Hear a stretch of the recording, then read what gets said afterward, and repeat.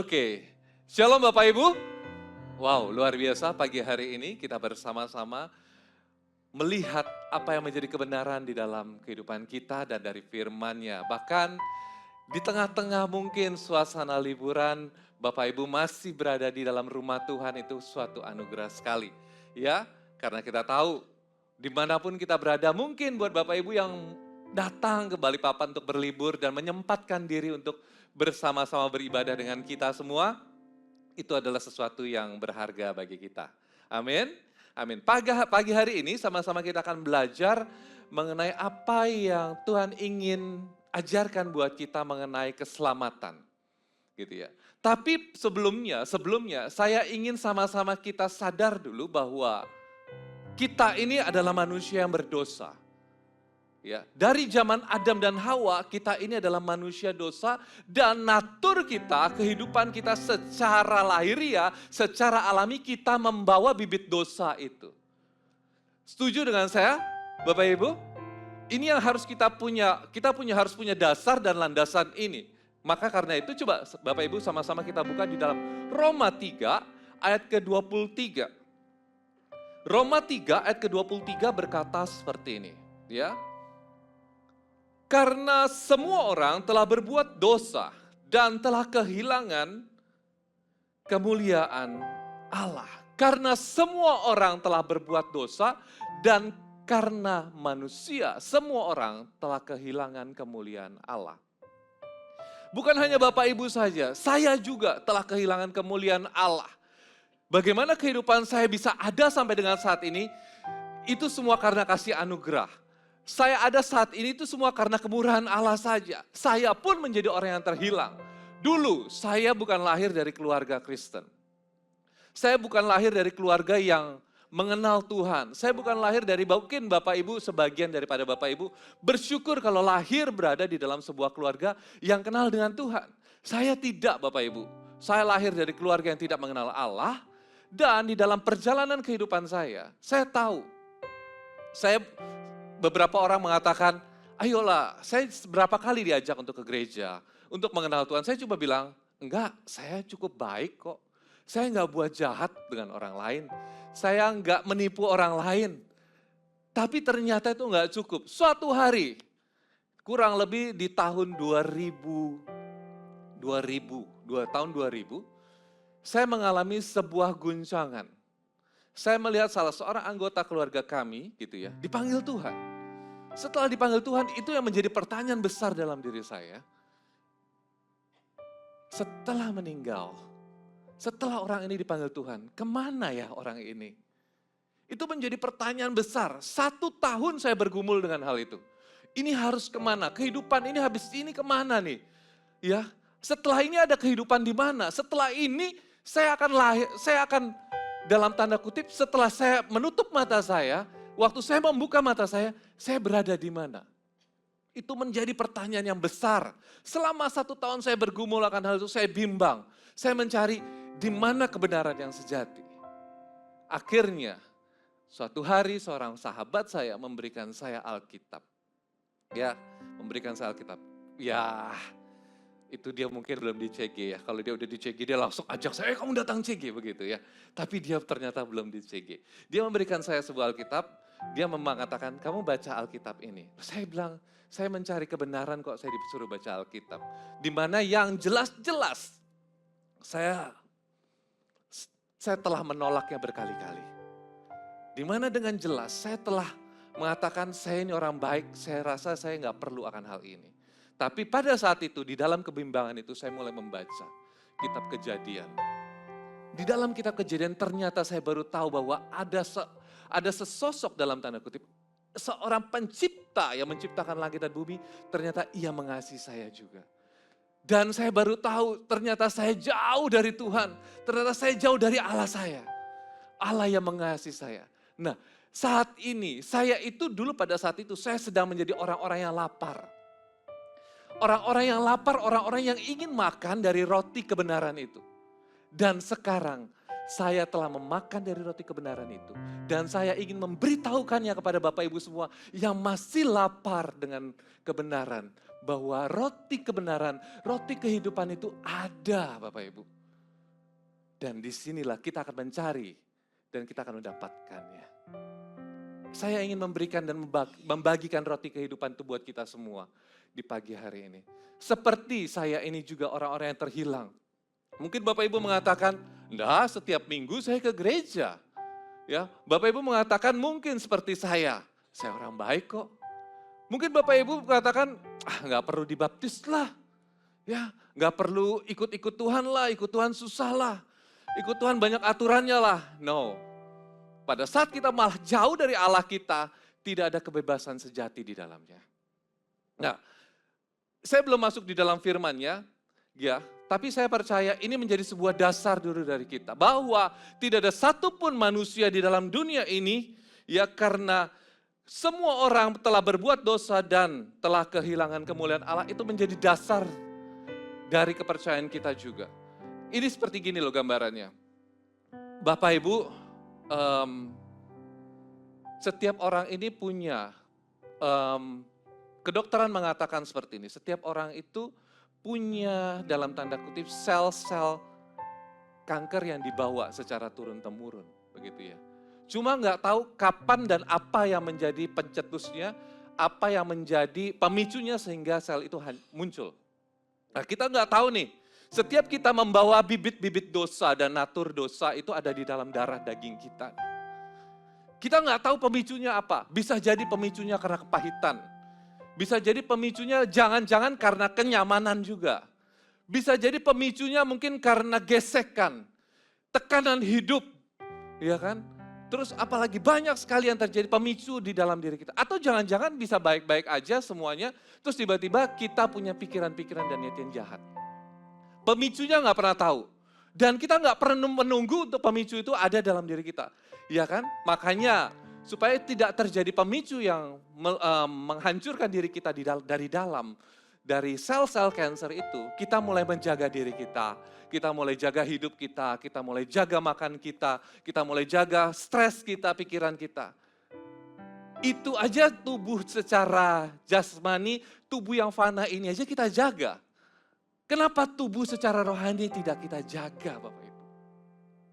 Kenapa kita tidak berkata, ya saya harus jaga hidup saya harus jaga perkataan saya harus jaga hati saya harus mulai baca firman, saya harus mulai lebih sungguh-sungguh, saya mulai dekat dengan Allah. Kenapa kita tidak seperti itu? Tubuh jasmani aja kita jaga, kenapa tidak dengan tubuh rohani kita? Ya, nah ini ada sebuah perumpamaan. Kadang-kadang kok Tuhan itu, kita tahu Tuhan itu begitu luar biasa berkuasanya, begitu besarnya sehingga kadang-kadang apa yang kita pikirkan gak sampai dengan apa yang Tuhan pikirkan. Begitu besarnya Tuhan kita, makanya Tuhan turun ke dunia ini, mengorbankan anaknya yang tunggal, bahkan serupa dengan manusia untuk disalibkan, untuk menebus dosa kita semua. Ini ada sebuah perumpamaan yang Tuhan ajarkan buat kita. Sebuah perumpamaan yang telah sangat sering kita dengar. Tapi biarlah ini menjadi pelajaran buat kita juga. Ini adalah alarm pada pagi hari ini. Pagi hari ini, waktu Bapak Ibu bangun bukan dengan alarm mungkin yang di handphone atau alarm yang ada di jam, kring, kring, bunyi terus, kring, bunyi terus. Ini adalah alarm buat kita semua, kring, bangun, bangun. Bangun dari apa yang menjadi kenyamanan kita mungkin. Bangun dari lubung dan lubuk dan lumpur dosa itu. Bangun dari kebiasaan-kebiasaan lama. Bangun dari segala sesuatu yang mungkin kita nggak tahu ternyata kita berjalan di dalam maut. Dan ujungnya adalah jurang maut. Nah, kita lihat di sini belajar sesuatu dan saya sama-sama kita buka di dalam Lukas 15 ayat yang ke-11 sampai dengan ayat yang ke-24. Lukas 15 ayat yang ke-11 sampai ke-24. Izinkan saya untuk mengundang Bapak Ibu bangkit berdiri. Kita akan menghormati firman, kita akan baca bersama firman ini. Lukas 15 ayat yang ke-11 sampai dengan ayat yang ke-24. Oke, judul Judul berikutnya adalah perumpamaan tentang anak yang hilang.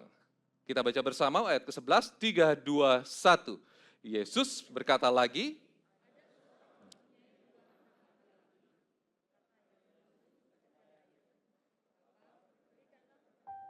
bagian harta milik kita yang menjadi hakku, lalu ayahnya membagikan harta kekayaan itu di antara mereka. 13 bersama, beberapa hari kemudian anak bungsu itu menjual seluruh bagiannya, lalu pergi ke negeri yang jauh. Di sana ia memboroskan harta miliknya dengan hidup berfoya-foya. 14,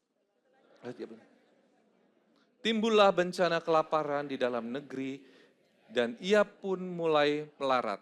Lalu ia pergi dan bekerja pada seorang majikan di negeri orang. Orang itu menyuruhnya ke ladang untuk menjaga babinya. 16 bersama.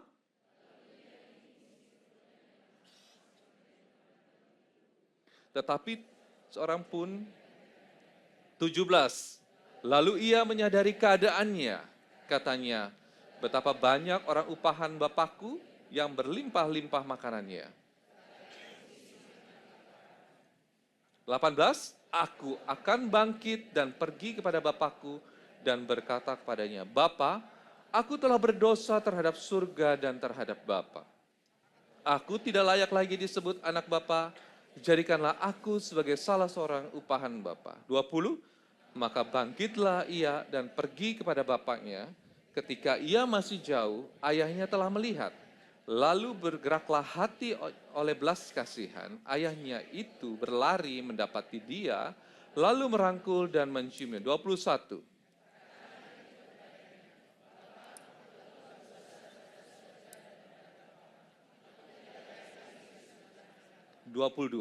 Tetapi ayah itu berkata kepada hamba-hambanya, pakaikanlah itu. 23.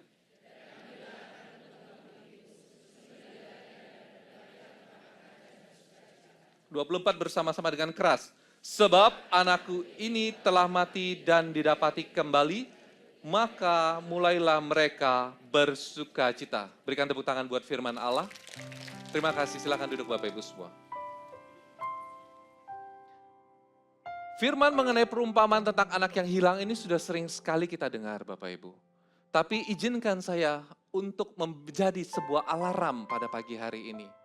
Alarm yang menyegarkan kita, alarm yang menyadarkan kita, alarm yang menggedor hati kita, bahwa ternyata di dalam firman ini dikatakan, Yesus berkata lagi, ada seorang yang mempunyai 2 anak laki-laki. Judulnya adalah perumpamaan tentang anak yang hilang. Ada seorang yang mempunyai 2 anak yang laki-laki. 2 anak laki-laki.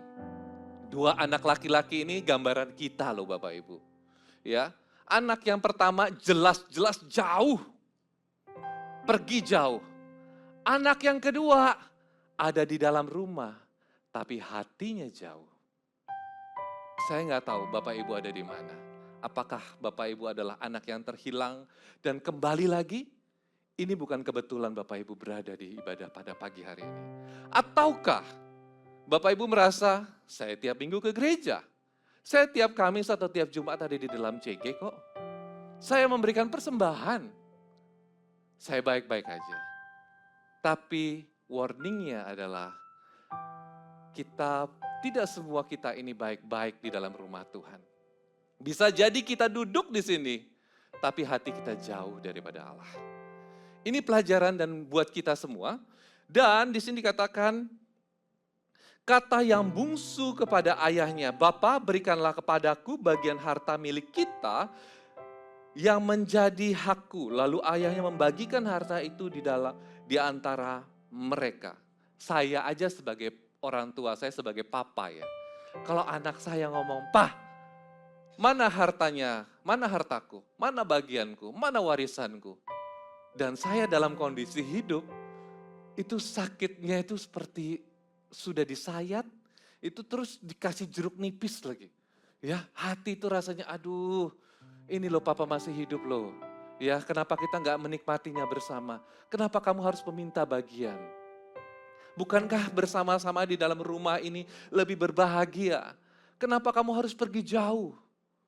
Ini menjadi sebuah perasaan yang perih. Dan ini juga menjadi perasaan yang perih dari Bapa kita yang ada di surga. Waktu kita mulai menjauh, waktu kita mulai menerima berkat Tuhan, waktu kita berkata, Tuhan berkati, Tuhan sudah berkati. Terus akhirnya, Tuhan saya cari jodoh, saya cari pasangan, Tuhan udah berikan pasangan. Tuhan saya mau keturunan Tuhan, Tuhan udah berikan keturunan. Tuhan saya mau jabatan saya naik Tuhan, Tuhan naikkan jabatan. Tapi semua itu membuat kita jauh daripada Allah kita. Ini dikatakan berikan apa yang menjadi milikku. Kok di sini dikatakan kok ayahnya memberikan juga hartanya ya? Kok Tuhan juga memberkati kita ya? Kita ini manusia yang diberikan kebebasan. Kita diberikan kehendak bebas supaya kita tidak jadi robot. Kalau saya menciptakan sebuah robot, saya pasti akan menciptakan robot yang bisa mematuhi segala apa yang saya perintahkan. Kalau saya katakan pergi buat teh, dia harus pergi buat teh. Duduk, dia harus duduk. Tapi Tuhan tidak membuat kita menjadi robot. Karena itu kita diberikan kehendak bebas. Supaya apa? Supaya waktu kita ini taat kepada Allah, bukan karena Tuhan yang memprogram kita. Tetapi karena hati kita yang melekat kepada Allah kita.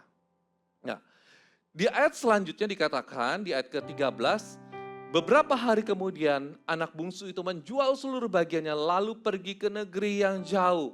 Di sana ia memboroskan hartanya. Di sana dia memboroskan hartanya dengan hidup berfoya-foya. Ayat ke-13, negeri yang jauh. Itu berbicara mengenai jauh dari Bapa, itu berbicara mengenai jauh dari nilai-nilai rumah, gitu ya. Itu berbicara mengenai jauh dari kebenaran, dan itu berbicara mengenai jauh dari hadirat Allah. Sewaktu saya masih sekolah dan bersama dengan orang tua saya punya kerinduan yang sebenarnya belum tentu itu benar. Dan saya rasa sekarang itu kayaknya salah. Karena kenapa? Saya pengen, cepat-cepat keluar dari rumah, cepat-cepat kuliah, cepat-cepat pergi ke kota lain. Supaya apa? Supaya saya tidak diawasi oleh orang tua saya. Nah itu berbicara mengenai jauh daripada pengawasan orang tua. Jauh dari pengawasan Allah. Jauh dari hati orang tua. Hati orang tua di tempat ini. Kalau pada saat anak-anak Bapak Ibu sudah nanti mungkin suatu hari harus pergi meninggalkan Bapak Ibu. Sekolah ke negeri yang jauh, sekolah ke kota yang jauh. Pasti juga rasanya perasaannya deg-degan, was-wasan kan? Ya kan buat Bapak Ibu yang mungkin anak-anaknya udah dewasa, pasti deg-degan dan was-wasan. Begitu juga dengan Allah kita. Allah kita itu adalah gambaran seorang Bapa yang ada di dalam dunia ini. Nah habis itu dikatakan, setelah dihabiskannya semua, timbullah bencana kelaparan di negeri itu dan ia pun mulai melarat. Ya, semuanya kalau lagi baik-baik kita merasa kuat. Tapi kalau sudah masuk di dalam tekanan itu datang, ada tekanan yang datang, ada gesekan yang datang, kita jadi orang yang rapuh. Kenapa? Karena kita tidak punya pengharapan. Kenapa? Karena kita jauh dari rumah Allah. Kenapa? Karena kita jauh dari hadirat Tuhan. Kenapa? Karena kita jauh dari kekuatan Allah. Dan di atas selanjutnya dikatakan, lalu ia pergi dan bekerja kepada seorang majikan di negeri itu. Orang itu menyuruhnya ke ladang untuk menjaga babinya. Tahu enggak Bapak Ibu, saudara-saudara Bapak Ibu yang terkasih di dalam Tuhan. Dosa itu menurunkan martabat manusia. Di sini dikatakan bahkan dia seorang anak yang memiliki segalanya harus bekerja menjaga babi. Dosa itu menarik martabat kita untuk jatuh sampai sejatuh-jatuhnya. Karena itu sadari Bapak Ibu, sadari. Saya juga bukan orang yang begitu suci di hadapan Bapak Ibu.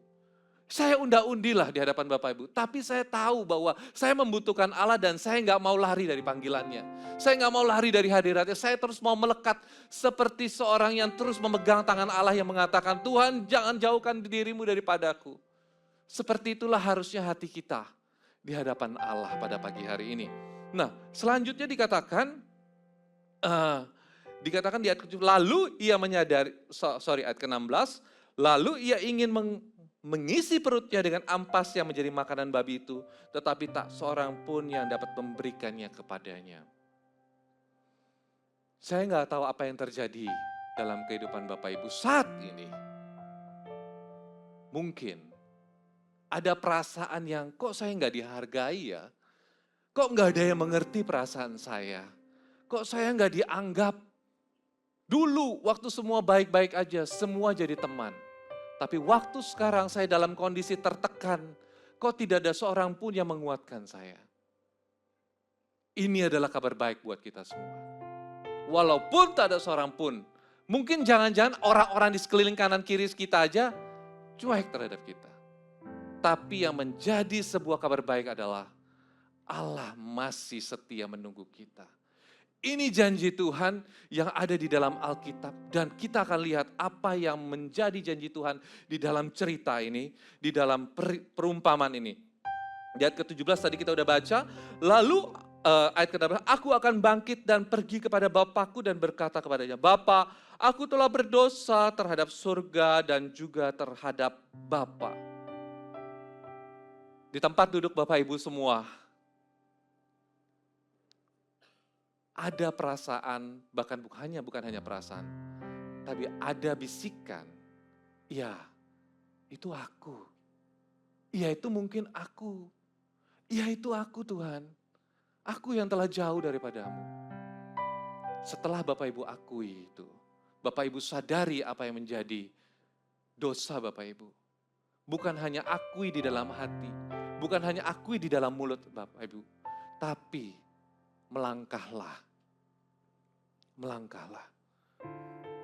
Dan di sini setelah akui, ambil sebuah tindakan melangkah dari tempat Anda nanti. Ayat selanjutnya ke-19 dikatakan seperti ini. Aku tidak layak lagi disebut anak Bapa, jadikanlah aku sebagai salah seorang upahan Bapa. Udah terlalu banyak berpikir nih anak yang terhilang ini. Si anak bungsu ini terhilang, dia udah banyak berpikir gitu ya. Dan jangan terlalu banyak berpikir dan menimbang Bapak Ibu. Ya, karena apa yang kita pikirkan itu tidak selalu menjadi kebenaran. Dan yang selanjutnya dikatakan, maka bangkitlah ia pergi kepada bapaknya. Ketika ia masih jauh, ayahnya telah melihat, lalu tergeraklah hatinya oleh belas kasihan. Ayah itu berlari mendapatkan dia dan merangkul dan menciumnya. Ayat ke-20 ini ada 4 hal yang sangat manis yang saya tulis. 4 hal itu apa? Pertama, ketika ia masih jauh, ayahnya telah melihatnya. Itu tandanya Bapa di surga terus menunggu kita. Kapan ya anakku balik ya? Kapan ya? Kapan ya Pak itu kembali ya? Kapan ya Pak Budi itu kembali? Kapan ya Pak Christopher itu ya? Di mana dia sekarang? Di mana Ibu Maria ya? Anakku yang terhilang, kemana dia? Gak usah terhilang secara jauh aja, kalau saja saya pulang dari liburan saya, waktu saya kuliah dan saya pulang, orang tua saya juga nunggu tuh di depan. Kok belum nyampe-nyampe ya? Kok udah pesawat udah turun kok belum nyampe-nyampe? Itu pun sebuah perasaan dari orang tua secara jasmani. Apalagi perasaan Bapak kita yang di surga. Yang pertama yang begitu manis dari ayat ke-20 ini dikatakan seperti itu. Ketika ia masih jauh, ayahnya telah melihatnya, itu tandanya Bapa sedang menunggu kita. Begitu besar dosa kita, apapun yang terjadi seperti firman mengatakan bahwa mungkin dosa kita merah seperti darah. Tapi itu tidak menyurutkan Tuhan untuk menunggu kita. Yang selanjutnya kita lihat nih, ketika ia masih jauh, ayahnya melihatnya, tergeraklah oleh belas kasihan. Dibandingkan hukuman, Allah lebih mengasihi Bapak Ibu. Dibandingkan hukuman yang Tuhan beri, Allah lebih mengasihi.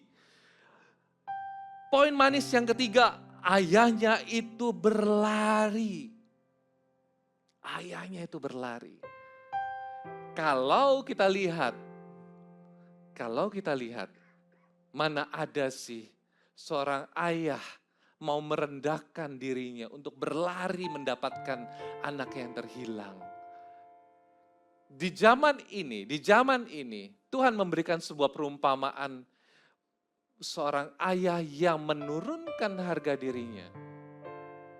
Karena kenapa? Zaman itu, kalau ada anak yang dalam tanda kutip durhaka, memfoya-foyakan harta keluarga, terus habis itu hidupnya nggak benar, biasanya belum masuk di dalam pintu gerbang kota, dia udah dihakimi oleh tua-tua.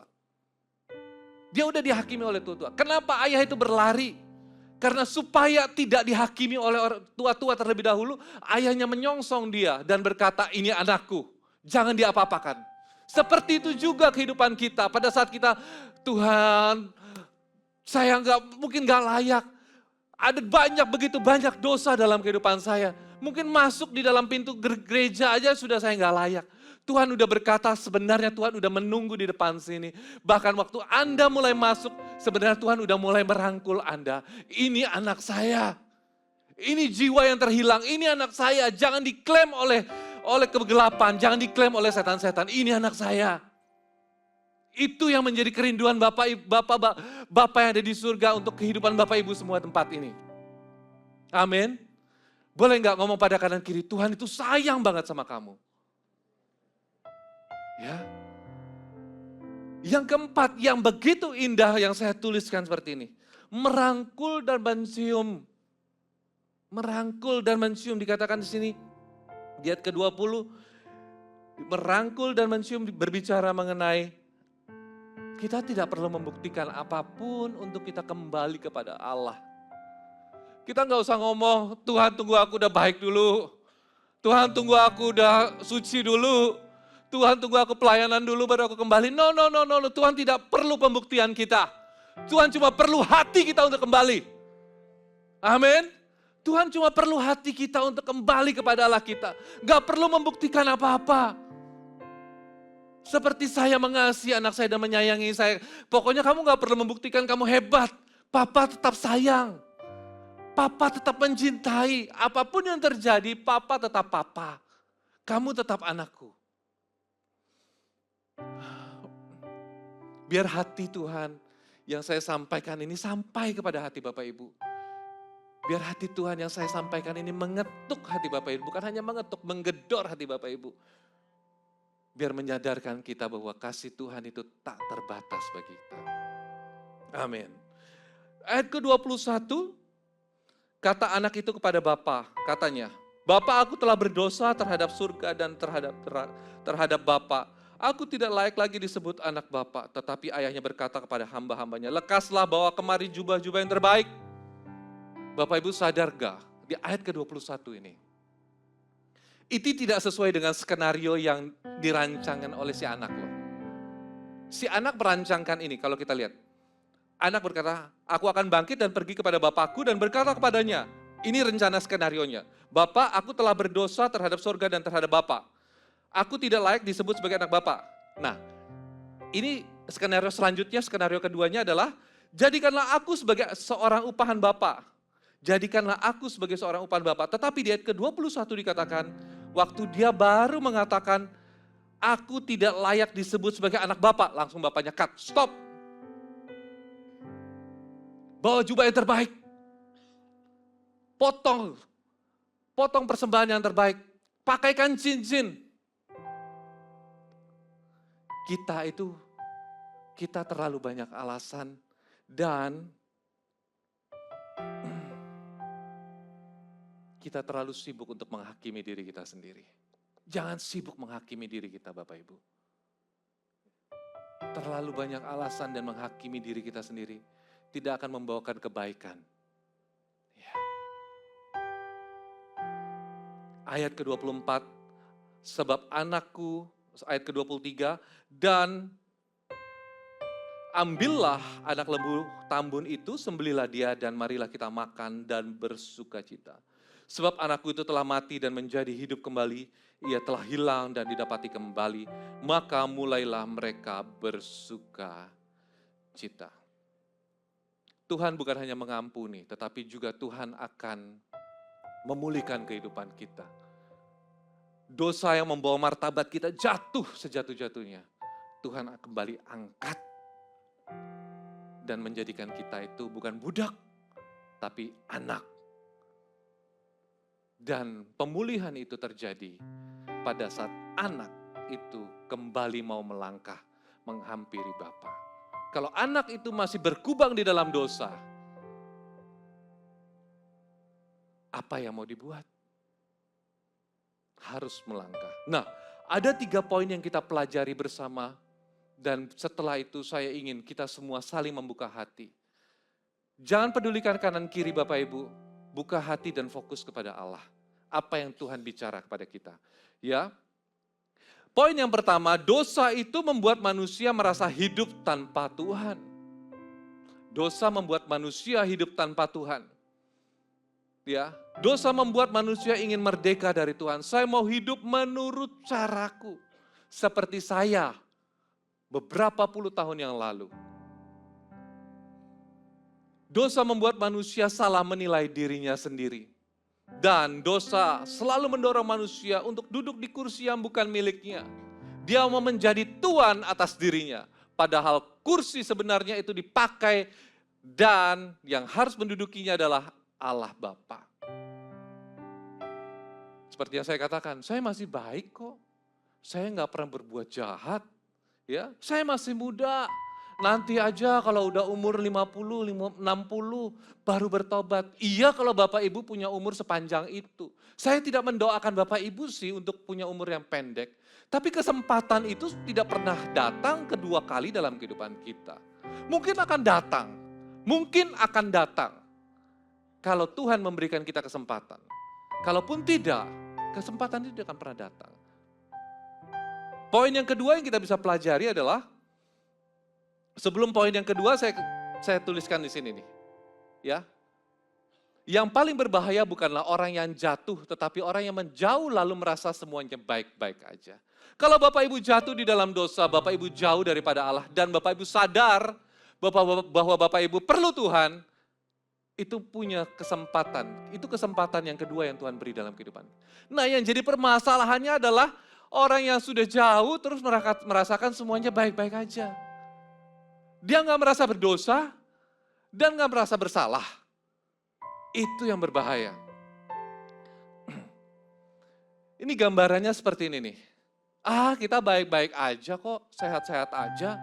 Nggak perlu check up lah, ya kan? Nggak perlu check up. Padahal ternyata ada sesuatu yang menggerogoti di dalam diri kita. Ya, padahal ada sesuatu yang ternyata bersarang di dalam diri kita. Nggak perlu check up, baik-baik aja, semua sehat-sehat. Begitu juga dengan dosa.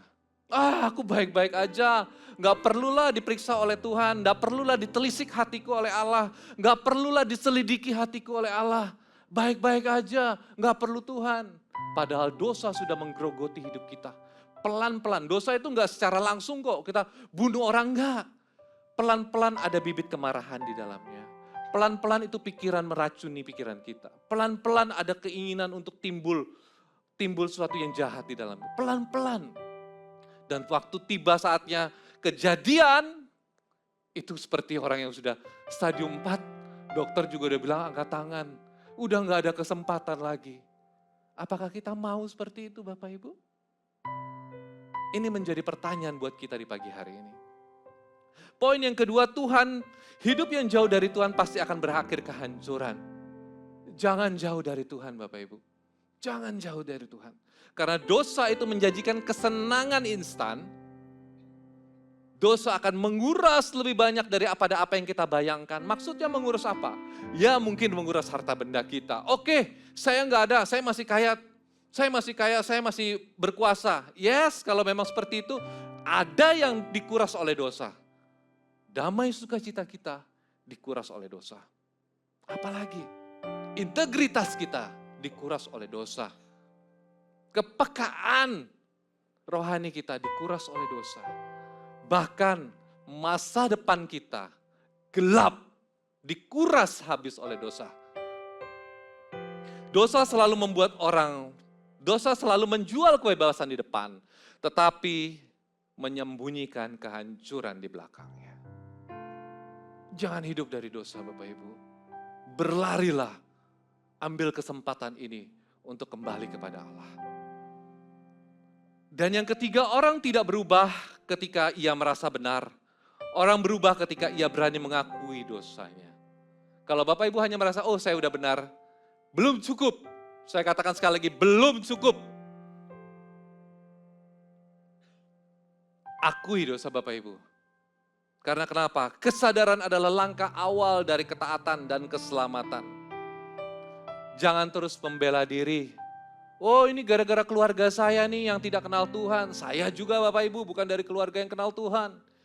Oh ini karena pasangan saya nih. Karena saya putus dengan pacar saya sehingga saya melari meninggalkan Allah saya. Apa masalahnya dengan dia dengan Tuhan yang membuat masalah manusia? Kenapa Tuhan yang dipersalahkan? Oh ini masalahnya karena kerjaan saya ini gak berhasil. Kenapa kerjaan gak berhasil terus Tuhan yang dipersalahkan? Dan mengakui dosa adalah jalan menuju pemulihan.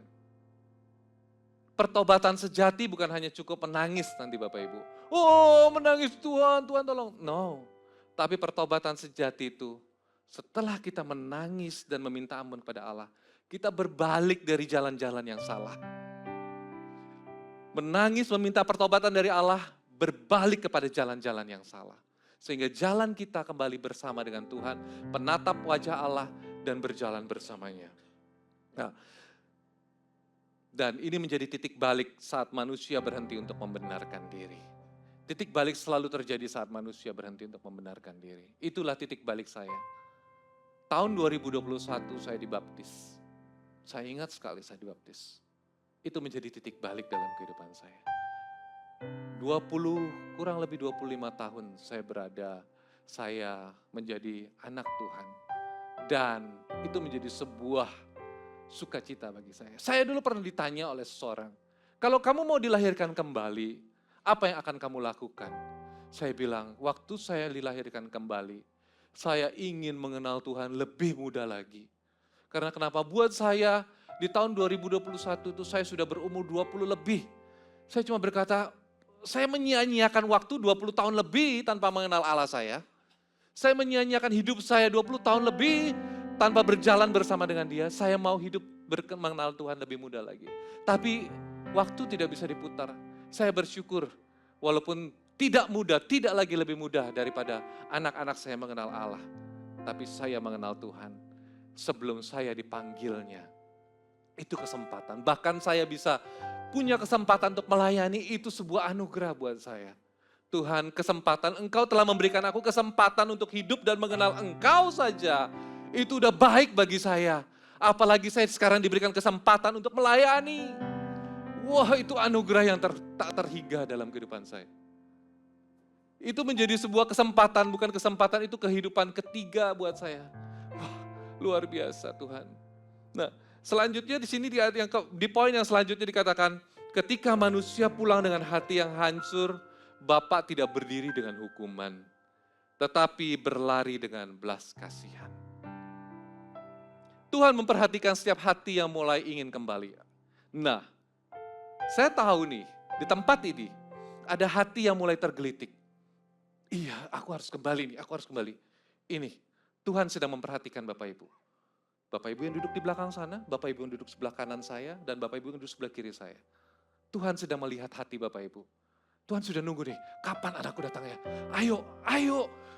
Ini udah mulai tergelitik nih. Tuhan memperhatikan setiap hati Bapak Ibu. Ya, bukan sekedar mengampuni, tetapi Tuhan juga mau memulihkan. Itu janji Tuhan. Tuhan bukan hanya mau mengampuni hidup kita, tapi Tuhan akan membawa martabat kita untuk naik. Bukan lagi sebagai hamba, bukan lagi sebagai budak, tetapi sebagai anak. Dan yang terakhir saya tulis seperti ini. Sebelum yang terakhir saya tulis seperti ini. Tuhan tidak berkata, bereskan dirimu dulu. Tapi Tuhan berkata, datanglah kepadaku. Yang kelima terakhir, orang jarang berkata, saya menolak Tuhan. Orang jarang berkata, saya menolak Tuhan. Tapi ketika terus ia menunda-nunda, sebenarnya itulah yang Bapak Ibu lakukan. Nanti aja ya, tunggu apa? Tunggu apa Bapak Ibu? Tunggu hidup baik, baru dibaptis. Tunggu baik dulu, baru terima Tuhan. Itu sebenarnya penolakan halus untuk tidak mau menerima Allah sebagai Tuhan dan Juru Selamat.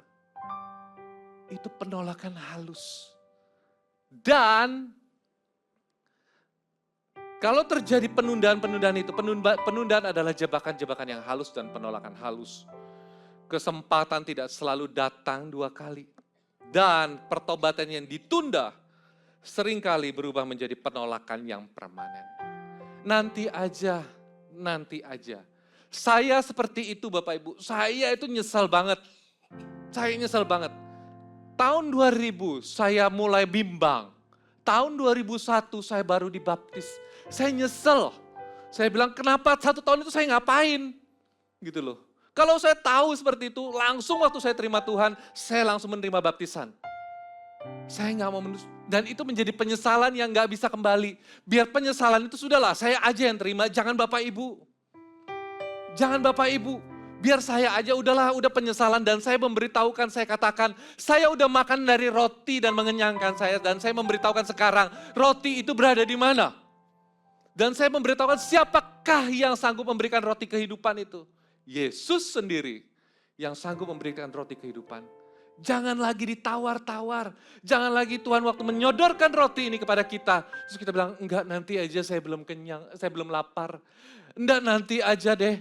Tunggu cuacanya baik, enggak nanti aja deh, tunggu anak saya apa, enggak nanti aja tunggu suami saya bertobat. Bapak Ibu, setiap penolakan yang terjadi, setiap penundaan yang terjadi, itu adalah penolakan dari diri kita. Jadi,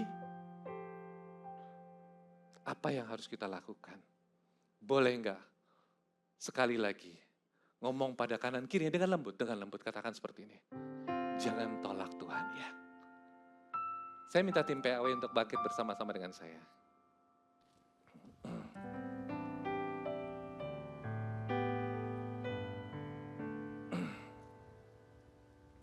Oke.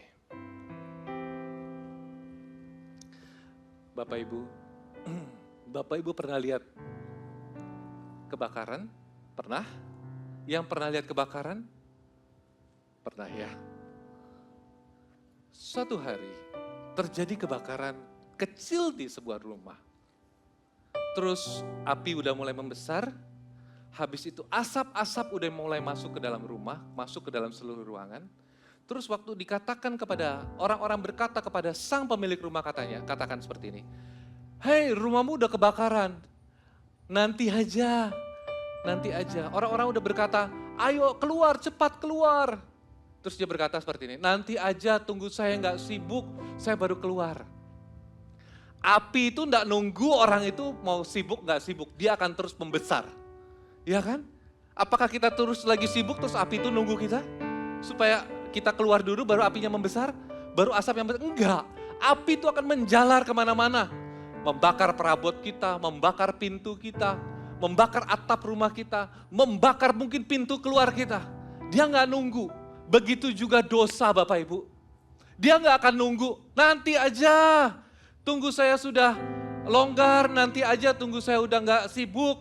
Nanti baru saya terima Tuhan, nanti baru saya bertobat. Dosa itu seperti api yang kecil terlebih dahulu. Dia akan mulai membakar pintu-pintu kita. Jangan sampai api itu membakar pintu keluar kita. Sehingga kita tidak bisa keluar lagi. Bapak Ibu dapat sesuatu dari firman ini, dapat sesuatu dari gambaran ini. Amin. Biar hari ini di dalam KKR aku diselamatkan. Saat ini bukan hanya aku yang diselamatkan, tapi saya mau Bapak Ibu juga diselamatkan. Mari sama-sama kita bangkit berdiri.